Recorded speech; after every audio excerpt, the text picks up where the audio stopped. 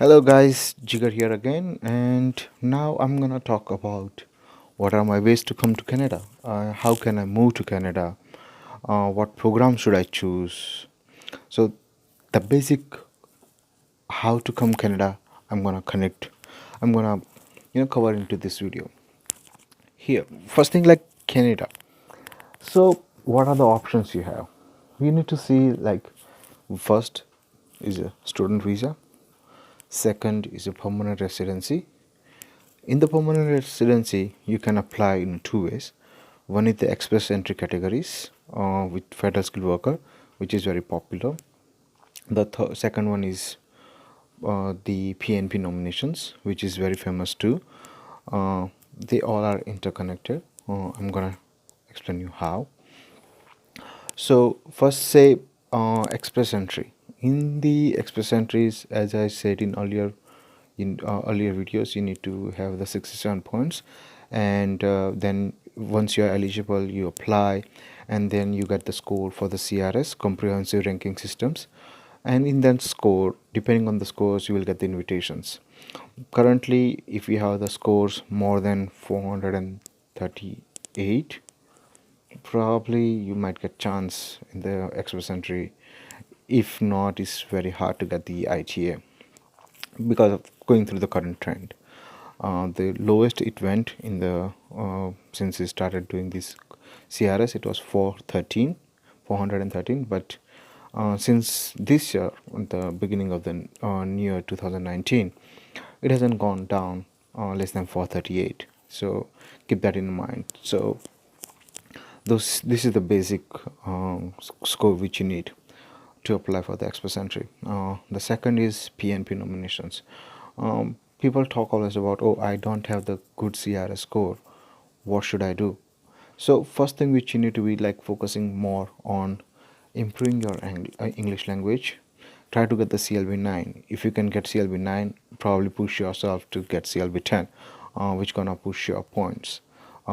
Specifically, people who have the bachelor degree and even after the score in CLB 9, they reaches to the 429.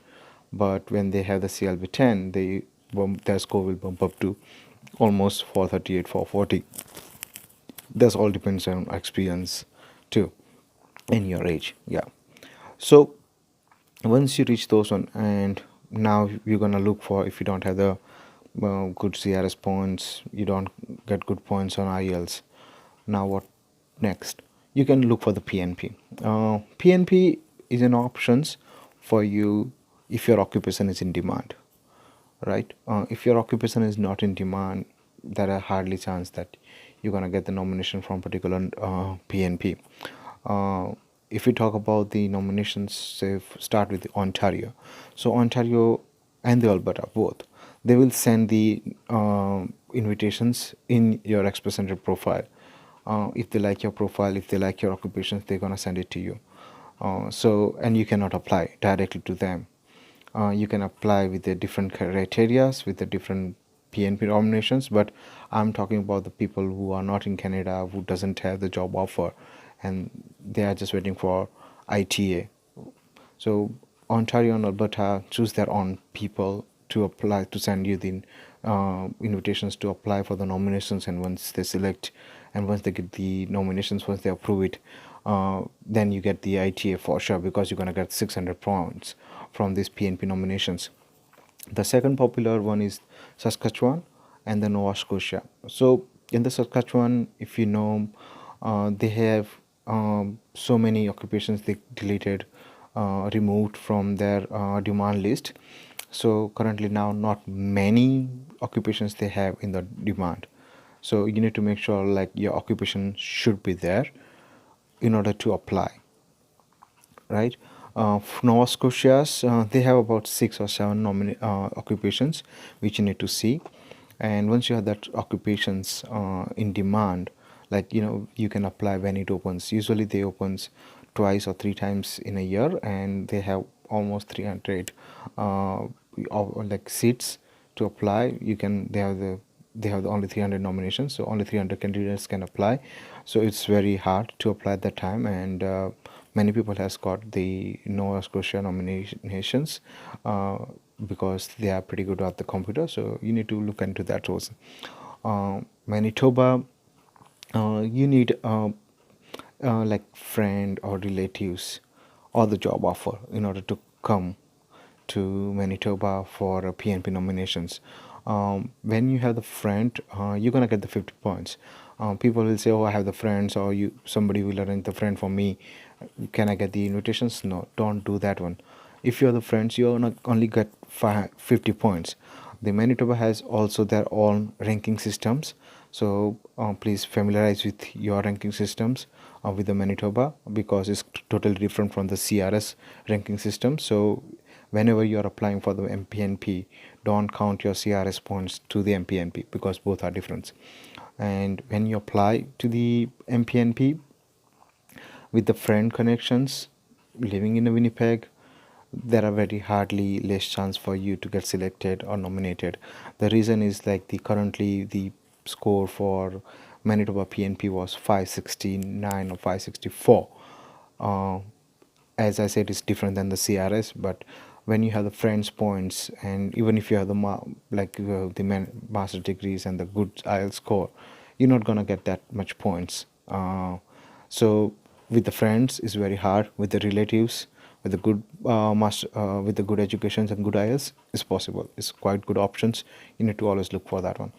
Um, Now there is modern immigrations, which is also can be a good options for you if you have the express entry profile and your occupation. There are a couple of occupations, they always changes that occupations. If your occupation fall into that category, currently like chef, welders, and the plumbers, those kind of categories, then there is a chance for you to apply for the modern immigrations. It's a modern immigration. Modern is beautiful city, which is beside the Winkler. They both are kind of twin cities. Population is about 12,000 for each city. About say 115 kilometers away from the Winnipeg. I have been there. Is that city.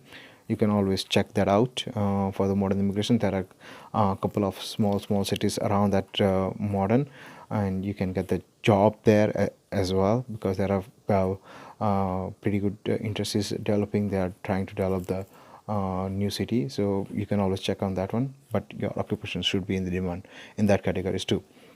Then now is a New Brunswick, so they do connect the information sessions around the world. So you need to register with them and see where whenever they go, you register with them. If they qualify, if they invite you for the info sessions, you go there and try to attend the point. So then that will be a connections, and that connections will give you the points to apply for the New Brunswick PNP nomination. So always check on those one. Other other provinces are very hard to get. The good programs which everybody knows is like Atlantic immigration programs. It's been very successful program, but here you need to be like very careful, not getting a like get scammed by getting the job offer, because here people like in the market, like in the specifically in the Asian countries, they say, oh, we're gonna provide you the job offers, and they will ask for the lots of money from you, and then after 6 months still they will say, oh, we are processing your file. So don't fall into that trap. The If you have to pay the job, that means it's kind of illegal, right? So don't do that one. Try to see if you are getting LMIA without paying anything. That means it might be a true LMIA. I'm not saying it will be, but I'm just saying there's a high possibilities. If you're not paying anything, even after getting a visa, that means it might be a legitimate PR, legitimate LMIA. So always be cautious when you're going through that road. So don't get be scammed. I'm trying to cover most of the topics uh, in a basic info. This all are the basic infos. You can always look into these infos to the Canadian websites, and you can always go to the different provincial website to find out where your occupation stands and what you need to be doing. So please go through that one. If you have questions or concerns, do comment on my videos. I will come back to you try to give the answers, and I'll try to cover that topic, because it's very hard to reply for each and every queries. But what I'm gonna do is I'm gonna make the small videos for about, say, 5 to 10 minutes maximum. I'm trying to make it small so I can cover lots of topic in these videos, and try to provide the good informations. You please don't take it as a legal advice. You always need to be cautious, and always need to refer to the website, because whatever I'm saying today might not be relevant tomorrow. So this is just the basic informations. What are the steps you need to be taking care of while applying for the PR? So if you like my videos, then please like, share, and subscribe, and leave your comment as appreciations. I would like to get the comments from you and make more videos. So I wish you all the best for your journey to the Canada, and welcome to Canada.